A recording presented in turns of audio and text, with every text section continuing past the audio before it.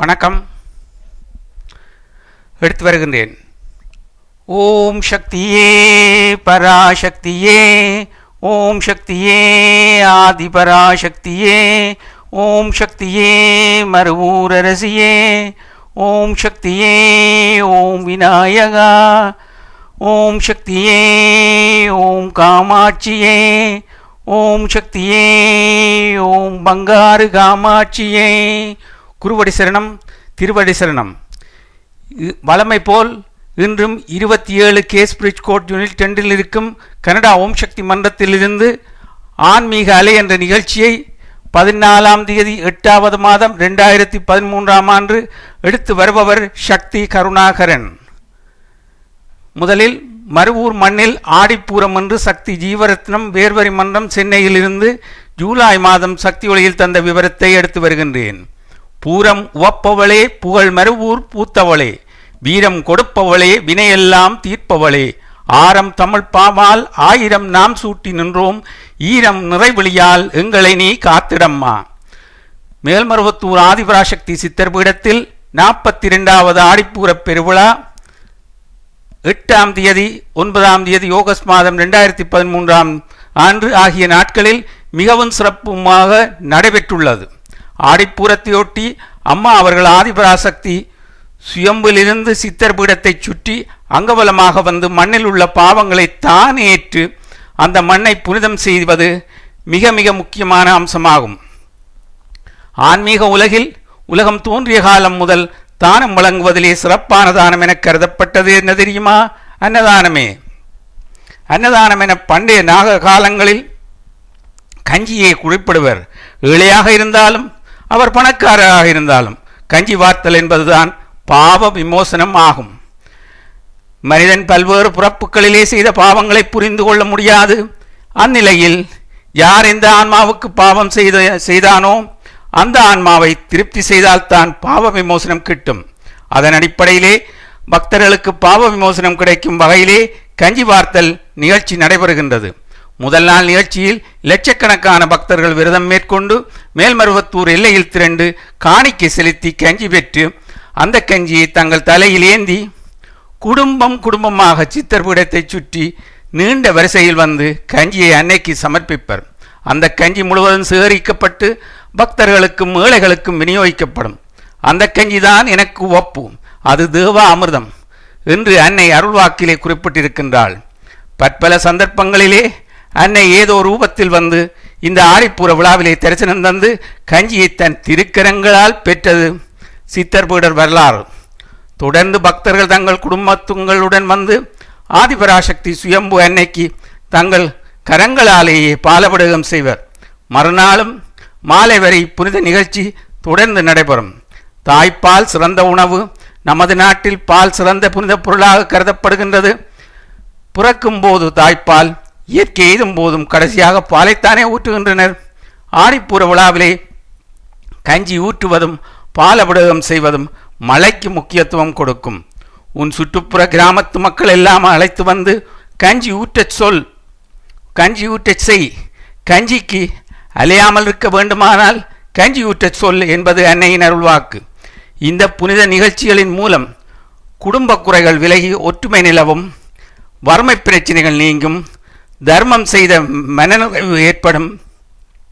இப்புனித விழாவிலே குடும்பமாக பங்கு பெற்று மருவூரரசி மகாசக்தி ஆதிபராசக்தி அன்னையின் அருளை பெற எங்கள் அனுபவத்தை முன்னிறுத்தி அன்புடன் அழைக்கின்றோம் ஓம் சக்தி என்று சொல்லிக்கொண்டு, என் வாழ்வில் மலர்ந்த ஆன்மீகம் என்று சக்தி டாக்டர் லடா அரவிந்தன் அவருடைய குவாலிஃபிகேஷன்ஸை பார்த்தால் எங்கெங்கு இருந்திருக்கின்றார் என்று நாங்கள் சொல்லவே தேவையில்லை.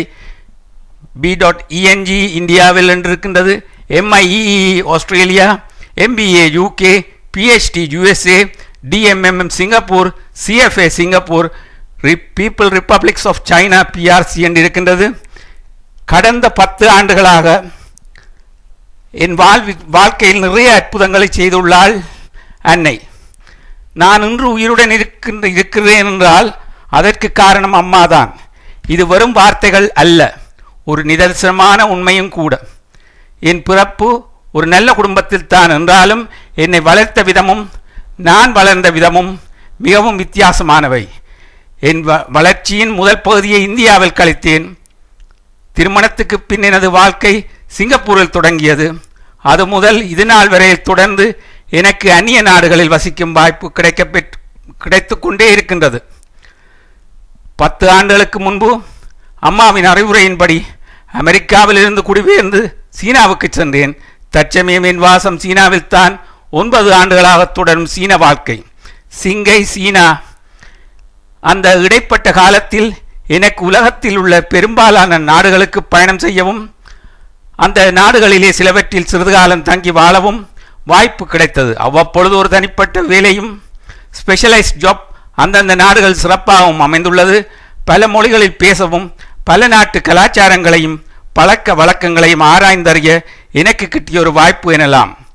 எந்த ஒரு நாட்டிலும் குறைந்தபட்சம் 6 அல்லது 8 மாதங்கள் தங்க வாய்ப்பு அமைந்த போதெல்லாம் அங்குள்ள ஒரு கல்லூரியில் சேர்ந்து பகுதி நேர படிப்பாக சில பாடங்களை படிப்பது எனது பொழுதுபோக்காக இருந்தது. அதற்காக தவறாமல் வந்து எனது வருமானத்திலிருந்து ஒரு சதவீதத்தை ஒதுக்கி எடுத்து வைத்து விடுவேன். அதுவே பின்னர் பல கௌரவ பட்டங்களையும் சான்றிதழ்களையும் முனைவர் பட்டங்களையும் எனக்கு வாங்கித்தர ஏதுவாக இருந்தது. என்னுடைய சுய உழைப்பில் வந்த ஊதியத்தால் சந்தர்ப்பம் கிடைக்கும் போதெல்லாம் அதை சரியாக பயன்படுத்தி கொண்டு கல்வியை கற்று தேர்ந்து பல பட்டங்களை பல்வேறு நாடுகளிலிருந்து பெற்றது என் வாழ்க்கையில் எனக்கு கிடைத்த ஒரு மிகப்பெரிய சந்தர்ப்பம் என்றுதான் இங்கே சொல்ல வேண்டும். ஆனால் ஒரு காலகட்டத்திற்கு பிறகு நான் எவ்வளவு படித்தாலும் எத்தனை நாடுகளுக்கு சென்று அனுபவங்களை பெற்றிருந்தாலும் என் அடிமனத்திலே ஒரு இனம் தெரியாத வெற்றிடம் வேக்யூம் உள்ளதை அவ்வப்போது நான் உணர்ந்து கொண்டே இருந்தேன். அது என்னவென்று எனக்கு தெரியவில்லை.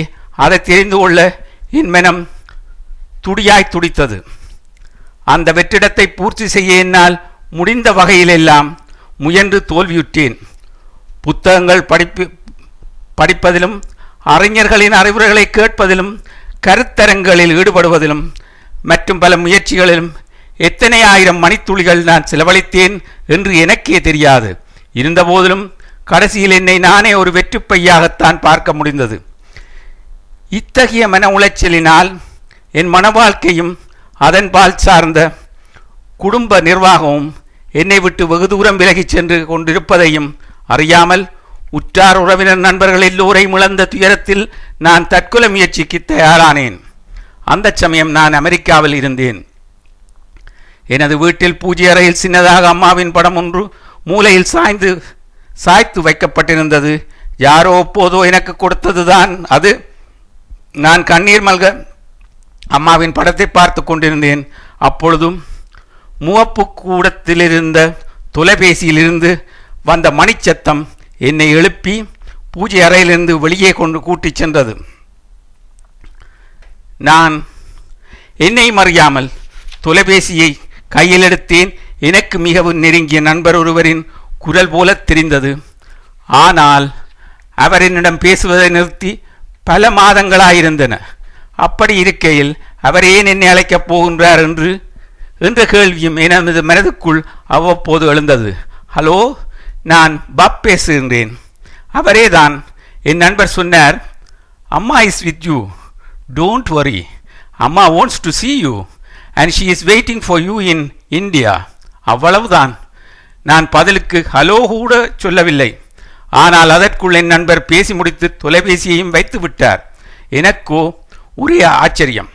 சில நிமிடங்கள் வரை அவர் சொன்ன வார்த்தைகள் என் காதில் ஒலித்துக் கொண்டே இருந்தன. அம்மா உன்னுடன் தான் இருக்கின்றார்கள். அம்மா உன்னை பார்க்க வேண்டுமாம். அம்மா இந்தியாவில் உனக்காக காத்து கொண்டிருக்கின்றார்கள் என்று அவர் கூறியதை நினைத்து கொண்டு அன்றிரவு அப்படியே உறங்கிவிட்டேன். மறுநாள் விடியற்காலையில் திரும்பவும் தொலைபேசி மணி அடித்ததை கேட்டு நான் கண்விழித்தேன். அந்த அழைப்பு என் வியாபார கூட்டாளியிடமிருந்து வந்தது. அவர் நாளை மறுநாள் தான் சிங்கப்பூர் செல்ல இருப்பதாகவும் அதற்கான பயணச்சீட்டுகளை மிக குறைந்த விலைக்கு வாங்கி இருப்பதாகவும் என்னையும் தன்னுடன் கூட்டிக் கொண்டு செல்ல இருப்பதாகவும் கூறினார். நானும் பாதி உறக்கத்தில் இருந்து கொண்டே சரி என்று சொல்லிவிட்டேன். ஆனால் அந்த நிகழ்வு அடுத்த நாள் காலை வரை என் ஞாபகத்துக்கு வரவே இல்லை. முற்றிலும் மறந்து விட்டேன். அடுத்த நாள் காலையில் என் வியாபார கூட்டாளியும் அவரது துணைவியாரும் என்னை அவர்களுடன் விமான நிலையத்துக்கு அழைத்துச் செல்ல வாகனத்துடன் என் வீட்டின் முன் வந்து நின்றுவிட்டனர். அன்று அவருடன் நானும் சேர்ந்து சிங்கப்பூருக்கு பயணம் செய்ததை இன்றும் நினைத்தால் எனக்கு வியப்பாகத்தான் இருக்கின்றது. தற்கொலை முயற்சிக்காக தயாரான நான் எப்படி அதை மறந்து பயணத்தை மேற்கொண்டேன் என்பது எனக்கே ஒரு அதிசயம்தான். அந்த நீண்ட நேர விமான பயணத்தின் போது என் நினைவெல்லாம் எனது நண்பர் சொன்னதின் மேல்தான் இருந்தது. அம்மா இஸ் வெயிட்டிங் ஃபார் யூ. நான் சிங்கப்பூர் வந்தடைந்ததும் நேராக என் வீட்டிற்கு சென்றேன். யாருமே என்னை எதிர்பார்த்திருக்க மாட்டார்கள், அதனால் வியப்படைவார்கள் என்று நினைத்து கொண்டு கதவை தட்டினேன். என் மகள் கதவை திறந்து அப்பா வந்துட்டார்கள் என்று ஆங்கிலத்தில் உறக்கச் சொல்லிக்கொண்டே அவள் அறைக்குள் சென்று விட்டாள். என் மனைவியோ என்ன விஷயம், ஏன் வந்தேன் என்று கூட கேட்கவில்லை. எனக்கு அதுவும் ஆச்சரியம்தான். பிறகு நான் குளித்துவிட்டு நேராக கடை வீதிக்கு சென்று அங்கு ஒரு பயண முகவரை சந்தித்து சென்னை சென்று வர பயணச் சீட்டுக்களை வாங்கி கொண்டு அடுத்த நாள் காலையில் புறப்பட்டு விட்டேன். இதுவெல்லாம் எப்படி நடந்தது என்று எனக்கு தெரியவில்லை. ஆனால் ஏதோ ஒரு சக்தி என்னை அறியாமல் என்னை ஆட்டுவித்தது என்பது மட்டுமே உண்மை. மறுநாள் மதியம் சென்னை சென்றடைந்தேன். விமான நிலையத்தை விட்டு வெளியே வந்ததும் ஒரு வெள்ளை உடை அணிந்த வாகன ஓட்டுநர் என்னிடமிருந்த பெட்டிகளை தன் கையில் எடுத்துக்கொண்டு, சார், நீங்கள் எங்கே போகணும் சொல்லுங்க, நான் கொண்டு போய் விடுகிறேன் என்றார். இது சாதாரண நிகழ்ச்சி என்று முதலில் நினைத்தேன். ஆனால் அவர் ஓட்டுநர் தொடர்ந்து சொன்னதுதான் என்னை உண்மையில் வியப்பில் ஆழ்த்தியது. சார், மேல்மருவத்தூர் போகணுமா? நானும் அடிகளார் பக்தன் தான், வாங்க சார் போகலாம், வந்து வண்டியில் ஏறுங்க சார். என் கால்கள் அவரை பின்பற்றி தானாகவே நடக்க ஆரம்பித்தன. பிரயாணத்தின் போது அந்த வாகன செலுத்துனரிடம் பேச்சுவார்த்தை கொடுத்து கொண்டே வந்தேன். அடிகளாரை பற்றி அவரிடம் நிறைய கேட்டு தெரிந்து கொண்டேன். அவரும் அடிகளாரை பற்றி நிறைய சொல்லிக்கொண்டே வாகனத்தை செலுத்தி சென்று மருவத்தூரில் உள்ள ஒரு சாதாரண தங்கும் விடுதியின் முன் நிறுத்தி, சார், இந்த ஊரில் இதுதான் பெரிய ஹோட்டல், இங்கேதான் நீங்கள் தங்கலாம் என்றார். நானும் சரி, என் சட்டப்பையினுள் கையை விட்டு கொண்டே, மிகவும் நன்றி, எவ்வளோ ஆச்சுதப்பா என்று கேட்டேன். உடனே அவர் செலுத்தினர், சார், அதெல்லாம் பிறகு பார்த்துக்கலாம், நீங்கள் சீக்கிரம் போய் குளிச்சுக்கிட்டு வாங்க, நான் கோயிலுக்கு உங்களை கூட்டிக்கிட்டு போய் வந்த பிறகு பேசிக்கலாம், பெட்டியெல்லாம் வண்டியிலே இருக்கட்டும், நான் பார்த்து கொள்ளுகின்றேன் என்று சொன்னார். எனக்கும் வேறு வழி தெரியாமல் பணமும் கடவுச்சீட்டும் பாஸ்போர்ட் வைத்திருந்த பெட்டியை மட்டும் கையில் எடுத்துக்கொண்டு விடுதிக்குள் சென்று பதிவு செய்து கொண்டு பின்னர் குளித்து முழித்துவிட்டு ஒரு கருப்பு நிற சட்டையும் காச்சட்டையும் அணிந்து கொண்டு திரும்பவும் வாகனத்தில் அமர்ந்தேன். செலுத்துனர் என்னை எங்கோ அழைத்து சென்று கொண்டிருந்தார். நானோ வாகனத்துக்கு வழியே எட்டி பார்த்து கொண்டு கோயில் எங்கேயாவது தெரிகிறதா என்று அவளுடன் ஒரு வகையான இனம் தெரியாத தேடலுடன் மிகவும் பொறுப்பற்ற நிலையிலே வாகனத்தில் சென்றது எனக்கு இன்றும் நினைவிருக்கின்றது. சார், கோயில் வந்துடுச்சு, அடிகளார் உள்ளவராகத்தான் இருப்பார், நீங்கள் போய் பார்த்து விட்டு வாங்க, நான் இங்கேயே காத்துக்கிட்டு இருக்கேன், ஒன்றும் அவசரமில்லை, நீங்கள் மெதுவாக போய் பார்த்துட்டு வாங்க என்று சொன்னது மட்டும் என் காதுக்குள் கேட்டது. ஆனால் என் கால்களோ வேகமாக வாகனத்திலிருந்து வெளியே வந்து மண்ணில் பதிந்து காலடி எடுத்து வைத்து கோவிலை நோக்கி சென்று கொண்டிருந்தன. நான் கோயிலை சென்றடைந்ததும் அருள்மிகு ஆதிபராசக்தியை தரிசனம் செய்துவிட்டு அதன் பின்னால் உள்ள அலுவலகத்துக்கு சென்று அங்கிருந்த ஒருவரிடம் நான் அடிகளாரை பார்க்க வந்துள்ளதாக கூறினேன். பின்னர் அவர் சொல்படி கோவிலின் பின்புறத்தில் உள்ள ஒரு சிறிய வீட்டின் முகப்பிலே அமர்ந்தேன். அப்பொழுது அந்த வழியாக ஒரு செவ்வாடை அணிந்த பக்தர் என்னிடம் கேட்டார், சக்தி, அம்மாவை பார்க்கவா வந்தீர்கள்? நானும் அதற்கு ஆமாம் என்று ஆங்கிலத்திலே என் தலையை அசைத்து கொண்டே சொன்னேன். உடனே அந்த பக்தர் என்னருகில் வந்து அமர்ந்து கொண்டு கையை காட்டி ஒரு சிறுவனை கூப்பிட்டார். அந்த சிறுவனும் அவர் அருகில் வந்து நின்றான்.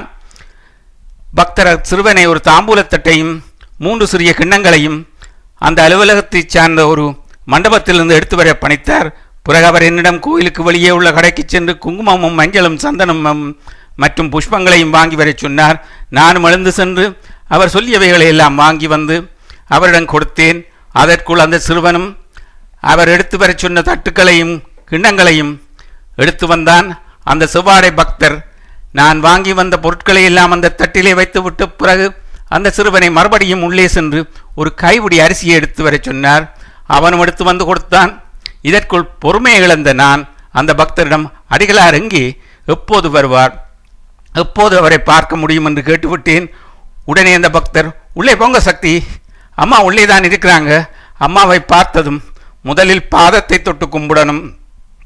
அப்புறம் இந்த சந்தனத்தை எடுத்து அம்மா பாதத்தில் கொஞ்சமாக தடவி இந்த குங்குமத்தை வச்சு இந்த மஞ்சள் அரிசியை உங்கள் 2 கைகளாலையும் எடுத்து அம்மா 2 பாதத்திலையும் போட்டு கீழே விழுந்து நல்லா கும்பிட்டு வேண்டிக்கிட்டு வாங்க. போங்க சக்தி, அம்மா உங்களுக்காகவே காத்துக்கிட்டு இருக்காங்க. அதை கேட்டதும் ஒரு கணம் நான் இவ்வுலகத்தையே மறந்து வேறு எங்கேயோ இருப்பதைப் போல உணர்ந்தேன். மெதுவாக பாத பூஜைக்கான தட்டை என் 2 கைகளிலும் ஏந்தி கொண்டு அம்மா இருந்த அறையினுள் காலடி எடுத்து வைத்து என் தலையை நிமித்தி பார்த்தேன். அங்கே ஆசனத்தில் அடிகளார். வந்துட்டாயா? பிரியாணம் எல்லாம் அப்படி இருந்தது.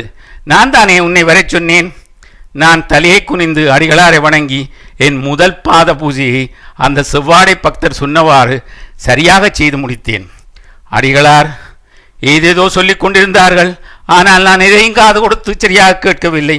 அந்த சந்திப்பு எனது 10 ஆண்டுகால ஆன்மீக வாழ்க்கையில்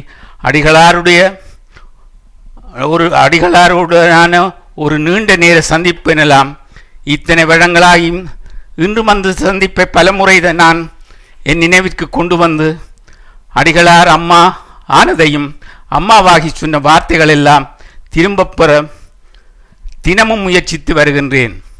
என் வாழ்நாளிலே எனக்கு கிடைத்த மிகப்பெரிய அரிய வாய்ப்பை நழுவ விட்டவைக்காக நாளும் அழுகின்றேன். அதுபோல என் ஆயுளில் இனியொரு சந்தர்ப்பம் கிடைக்குமா? வருடங்கள் பல நகர்ந்தன. தற்சமயம் திருமண வாழ்க்கை நிறைவு பெற்றுவிட்டது. பிள்ளைகளுக்கு ஒரு தந்தையாக இருந்து செய்ய வேண்டிய கடமைகளும் முடிவுற்றன. பெற்றவர்களுக்கான நல்ல மகனாக இருந்து செய்ய வேண்டிய கடமைகளும் நிறைவேற்ற இனிமேலும் வாய்ப்புகள் இல்லை. வேலையில் போதிய பொருளாதார நிலையும் உயர்ந்து விட்டது. சரியான உடல்நிலை என எனக்கு எல்லாமே என் நிறைவுக்கு வந்து விட்டதை போன்ற மனநிலையில் தான் நான் இதை எழுதுகின்றேன். இது ஒரு மன நிறைவா, மன நிம்மதியா என்ற கேள்விகள் எனக்குள் எழுகின்றன. இரண்டுக்கும் என்ன பெரிய வித்தியாசம்? நிறைவு நிம்மதி கொடுக்கலாம், ஆனால் நிம்மதி அமைதி கொடுக்காது. அமைதியே வாழ்வின் வெற்றியின் ரகசியம். அமைதிக்கு ஒரே வழி ஆன்மீகம், ஸ்பிரிச்சுவாலிட்டி தான் என்று இப்போது உணர்கின்றேன். தன்னைத்தானே உணர்வதுதான் ஆன்மீகத்தின் முதல் படி. நான் யார், எதற்காக பிறந்தேன், வாழ்க்கையில் என்ன சாதிக்கப் போகின்றேன், எப்படி அமைதியுடன் என் வாழ்க்கை படகை செலுத்தி கரையேறப் போகின்றேன் என்பவையே என்னுடைய நீண்ட நாள் கேள்விகளாக இருந்தன. இதையெல்லாம் எப்படி அறிந்து கொள்வது, யாரிடம் கேட்பது? என்னைப் போல் இனிவரும் சந்தர்ப்பங்களை நழுவ விட்டு பிறகு வாழ்நாள் முழுவதும் ஏங்கிக் கொண்டிருக்க கூடாது.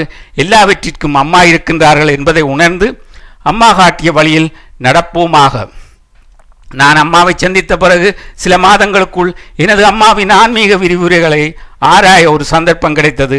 அம்மாவின் ஆன்மீக கோட்பாடுகளை, ஸ்பிரிச்சுவல் பிலோசபி பற்றி சில கருத்துக்களை அப்போதிலிருந்தே சேகரித்து கொண்டிருக்கின்றேன். அம்மா ஆத்திகனுக்கும் நாத்திகனுக்கும் பொதுவாக சில கருத்துக்களை, ஆன்மீக தத்துவங்களை, ஸ்பிரிச்சுவல் பிலோசபிகளை வலியுறுத்தியுள்ளார்கள். அது எனக்கு மிகவும் பிடித்துள்ளது. வாழ்க்கையில் நான் தேடும் கேள்விகளுக்கெல்லாம் விடையும் கிடைத்துவிட்டது. அம்மா சொன்ன கருத்துக்களிலிருந்து நான் புரிந்து கொண்டவை: முடிந்த போதெல்லாம் பிறருக்கு தொண்டு செய், தினமும் தியானம் செய்ய பழகு, கடன் வாங்கியாவது மற்றவர்களுக்கு தானம் செய், பெற்றதாய் தந்தையை வணங்கு, இயற்கையை வழிபடு, மனிதர்களிடமும் விலங்குகளிடமும் அன்பு காட்டு, தீய பழக்கங்களிலிருந்து அடிமையாகி விடாதே, உழைத்து முன்னோரு, மண்ணுக்கும் பொன்னுக்கும் பெண்ணுக்கும் மகிமை உண்டு. இவை எல்லாமே எல்லோருக்கும் பொருந்தும். ஆத்திகனாக இருந்தாலும் சரி, இல்லை நாத்திகனாக இருந்தாலும் சரி, சக்தி என்பது பொது. அம்மாவின் சக்தி ஒரு ஆன்மீக சக்தி. அதற்கு மதம், இனம், மொழி என்ற வேற்றுமைகள் கிடையாது. எளிதான தெளிவான வாழ்க்கைக்கு மிகவும் பயனுள்ள கருத்துக்களை அம்மா எல்லோருக்கும் புரியும் வண்ணம் ஆன்மீகம் என்கின்ற மிக உயர்ந்த தத்துவத்தை நமக்கெல்லாம் விளங்கும் வகையிலே எடுத்துரைத்து வருகின்றார்கள். இதை அறிந்து புரிந்து உணர்ந்து தெரிந்து கொண்டவர்களின் எண்ணிக்கை நாளுக்கு நாள் வெள்ளம் போல பெருகி வருவதே இதற்கு சான்று. அப்படி பெருகி வரும் மக்கள் வெள்ளத்தில் எத்தனை மகிழ்ச்சி, ஆனந்தம், அன்பு, அரவணைப்பு, ஆதரவு, அதை அனுபவித்தால்தான் தெரியும். அம்மாவின் ஆன்மீக கோட்பாடுகள் என வாழ்க்கையில் ஒரு இன்றியமையாத நம்பிக்கை நட்சத்திரமாக இன்று முழங்குகின்றன. நான் எழுப்பிய கேள்விகளுக்கெல்லாம் எனக்கு விடை கிடைத்துவிட்ட மகிழ்ச்சியால் அம்மாவான அடிகளாரை என் குருவாக ஏற்றுக்கொண்டேன். குருவே தெய்வம். என் வாழ்க்கையில் ஆன்மீகம் மலர்ந்தது. நன்றி. ஜோதி ஆன்மீக சுடர் செய்தி சுடர் ஜோதி 7 சுடர் 375 ஓம் சக்தி என்று சொல்லிக்கொண்டு இந்த பகுதியில் இருந்து அவர் விடைபெறுகின்றார். இன்று நான் அவரை அழைத்திருந்தேன் இந்த நிகழ்ச்சியில் பங்கு பெற்றும்படி. ஆனால் எதிர்பாராத முடியும் விதமாக அவர் பங்கு பெற்ற முடியவில்லை என்பதையும் தெரிவித்துக் கொண்டு, நாகபீடத்தில் அருள்பாலிக்கும் ஆதிபராசக்தி அம்மன் என்று ஒரு செய்தி ஜூலை மாதம் 2013ஆம் ஆண்டு சக்தி ஒளியில் வந்திருக்கின்றது. எடுத்து வருகின்றேன், கேளுங்கள். கருவூர் ஆதிபராசக்தி ஆன்மீக இயக்க நிர்வாக குழு மாவட்ட அலுவலக வளாகத்தில் எந்த பக்கம் திரும்பினாலும் எண்ணிலடங்கா பிம்பங்கள் தோன்றி கண்களுக்கு விருந்தாகவும் மனதுக்கு இடமாகவும் காட்சி தரும் வகையிலே 5 தலை நாகபீடத்தில் அமர்ந்து ஆதிபராசக்தி அருள்பாலிக்கும் வகையிலே அமைக்கப்பட்டுள்ளது. இதனை நாள்தோறும் நூற்றுக்கணக்கான பக்தர்கள் வந்து தரிசித்து செல்லுகின்றனர். தமிழகத்திலே மேல்மருவத்தூரில் ஆதிபராசக்தி அம்மன் கோவில் உள்ளது. இந்த அம்மனுக்கு தமிழகம் முழுவதும் லட்சக்கணக்கான பக்தர்கள் உள்ளனர்.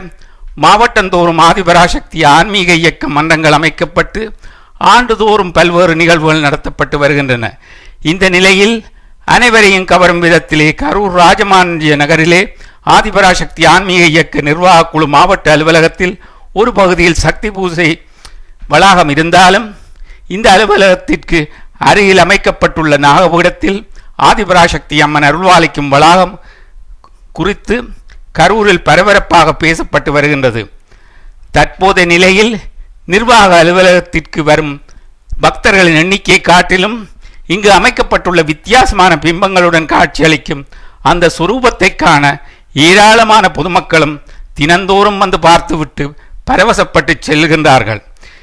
இது குறித்து ஆதிபராசக்தி ஆன்மீக இயக்க மாவட்ட நிர்வாகி ஜெயச்சந்திரன் கூறியதாவது: 11க்கு 11 இட அமைப்பில் கடந்த ஒரு ஆண்டுக்கு முன்பாக ரூபாய் 4 லட்சத்திற்கும் அதிகமான மதிப்பில் இது கட்டப்பட்டுள்ளது. குழி ஆடி மற்றும் குவி ஆடி தத்துவத்தில் இந்த மாயப்பிம்ப வடிவிலான தோற்றம் கொண்ட பீடம் அமைந்துள்ளது. இந்தியாவில் ஹரித்துவார், ஸ்ரீரங்கம், மகாராஷ்டிரா, கும்பகோணம் ஆகிய 4 பகுதிகளில் மட்டும் இந்த தத்துவத்தில் கோயில் அமைக்கப்பட்டுள்ளது.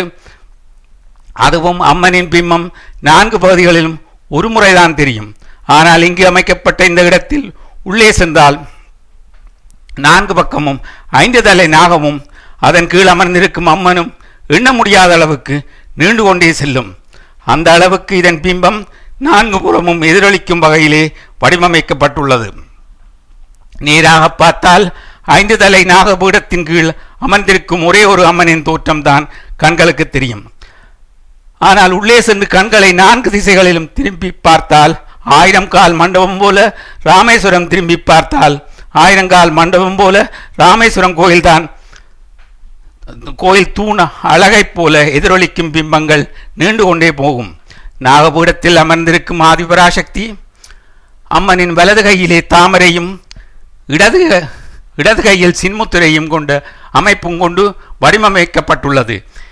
இதன் அடிப்படையில் வலது பக்கம் பார்த்தால் அம்மனின் இடது கையில் தாமரையும் வலது கையில் சின்முத்திரையும் மாறி மாறி தோற்றமளிக்கும். அதேபோல் 4 புறமும் இங்குள்ள தூண் பிம்பங்களின் வழியாக பார்த்தால் 4, 6, 9 என தூண்களின் எண்ணிக்கை கூடிக்கொண்டே இருக்கும்.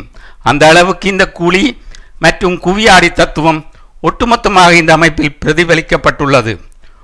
உள்ளே வடிவமைத்து இருப்பது ஒரே ஒரு அம்மன் தான், நாகம்தான். ஆனால் 4 திசைகளும் உங்களால் எண்ண முடியாத அளவுக்கு பிம்பங்கள் கூடிக்கொண்டே இருக்கும். இந்த ஆதிபராசக்தி அம்மனை தரிசிப்பதற்கு 4 திசைகளிலும் இருந்து பல்லாயிரம் கண்கள் வேண்டுமென்றனர். இந்த திசையிலிருந்து பார்ப்பதற்கு 1000 கண்கள் வேண்டுமென்றவர் ஒரு முறை வந்து பார்த்தவர்கள் அப்போது அதிசயத்தை உணர்வார்கள் என்றார் ஆச்சரியமாக. ஓம் சக்தி என்று சொல்லிக்கொண்டு எதிர்வரும் 18ஆம் தேதி ஞாயிற்றுக்கிழமை கனடா ஓம் சக்தி மன்றத்தில் ஆடிப்பூர கஞ்சிக்கலைய விழா நடைபெறும். எனவே சக்திகள் எல்லோரும் வந்து பங்கு பெற்றி அன்னையின் அருளை நிறைவாக பெற்றுக்கொள்ளும்படி வேண்டிக் கொள்ளுகின்றார்கள். 17ஆம் தேதி சனிக்கிழமை நண்பகலிலிருந்து தொண்டுகள் செய்யக்கூடிய வாய்ப்புகள் இருக்கின்றது. எனவே சக்திகள் தொண்டு செய்ய விரும்புகின்ற சக்திகள் வந்து செய்யக்கூடிய சக்திகள் அங்கே வந்து அன்று இரவு அன்றைய தினம் மாலை அந்த தொண்டில் பங்கு பெற்றும்படியும் வேண்டிக் கொண்டு இதுவரை நேரமும் இந்த நிகழ்ச்சியை செவிமடுத்த அனைத்து நெஞ்சங்களுக்கும் நன்றியை சொல்லி விடைபெற்றுக் கொண்டிருப்பவர் சக்தி கருணாகரன். நன்றி, வணக்கம். ஓம் சக்தி.